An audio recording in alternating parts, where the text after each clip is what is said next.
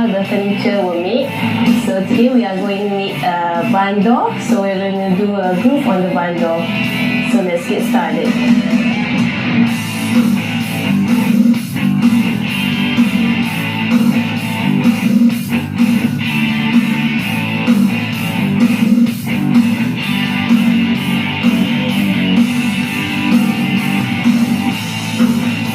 So this barn door is made from rubber wood.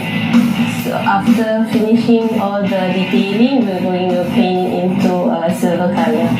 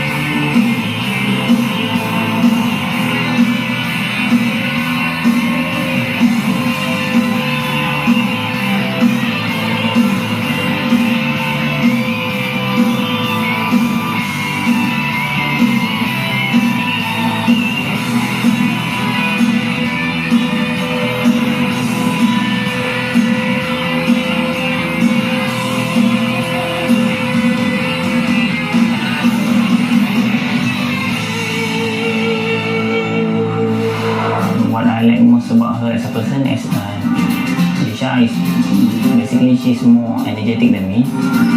That is one thing. Second of all, she's more pushing the limit.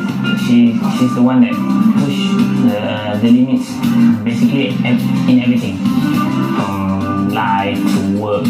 She's the one that encourage us to move on with the working and everything. So that is her in real life and also in working with her.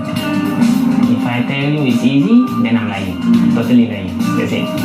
We always argue, like every day, but we know how to differentiate between work and our life. So when we work together, she can say whatever she wants and I can say whatever I want in the work part. But then after the work done, the shutter is closed and everything, then it's back to normal. Okay, what's my best wish for her is that she's happy with our decision to do woodworking. I hope she never say, oh I'm tired, I don't want to do this anymore. That's one thing. And the second part is, I hope she's happy with whatever she decided to do in the future. That's it. As long as she's happy, I'm happy. So this barn door is made out of one solid wood, and we made a groove so that there's a pattern on it like this. So on the other side, we're going to make the same thing also.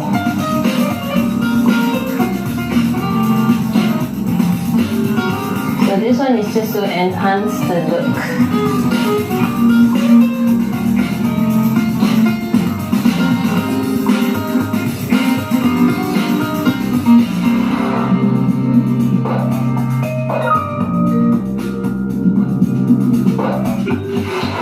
So this is a table we made for a customer from Singapore.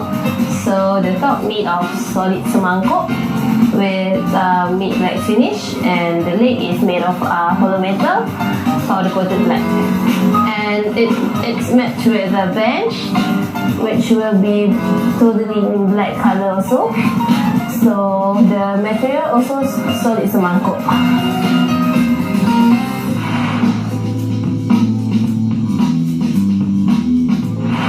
Lavini, and I am the founder of baby-.com.my. Basically, we are an e-commerce site and we sell everything got to do with mummies and babies. We found there was a gap in the market. At that time, nobody was selling diapers and milk online. So we thought, why not? Since nobody is doing this online, let's do it and let's see how this can grow and whether it can become something that can solve the problem for all parents in the market. Plenty of challenges. The first thing I'll tell you is I have no background in IT. I'm am a lawyer by qualification, so I have no idea about what kind of platform to set up, and so had to understand and use a lot of common sense to decide what was the best way forward for us. In the beginning, of course, it wasn't smooth selling because I had to go out there and speak to all the different brands and convince them to come online. So we started with some of the smaller brands and we slowly built ourselves up. And that's when the bigger brands came knocking on our door and they said, okay, we are ready, we want to list on your website. But in the beginning, it was definitely very hard to convince them because it was so new in Malaysia. Basically, our delivery promise, we must make things as easy and as seamless as possible for parents. So the idea is if they buy today, they must be able to get their goods within 1 to 2 working days. So we have now come up with same day delivery service, but that's a little bit of a small premium we have to pay to get it on the same day. But otherwise, the point is that they get it quickly, and they don't have to worry about running out. So the main thing about us is the service. We're very particular about customer service. In fact, we really go all out to look after our customers. So any problem, they can contact us through WhatsApp or call or Facebook. We are contactable through all the various channels. Of course, we have made many mistakes and we learn from them and we become stronger and better through the errors that we make. We learn from these experiences. And again, as entrepreneur, you take the risks. And so I didn't actually pay myself, so I was like working for free for my own company, for the first 5 years actually. Again, I wouldn't say that's a mistake. If I look back, maybe it would have made sense to do the fundraising earlier so that we can then grow the business even faster. I have no regrets whatsoever. I think it's been a fantastic challenge. I have learned so much and grown by building this business. I have a fantastic team. I'm really pleased with how we all work so well together. I'm so glad we are solving or making parents' lives easier. The question is now, how much more can we do? We have to always reinvent ourselves and always think of implementing new technology, improvising, do as much as we can to make things even better than we already are.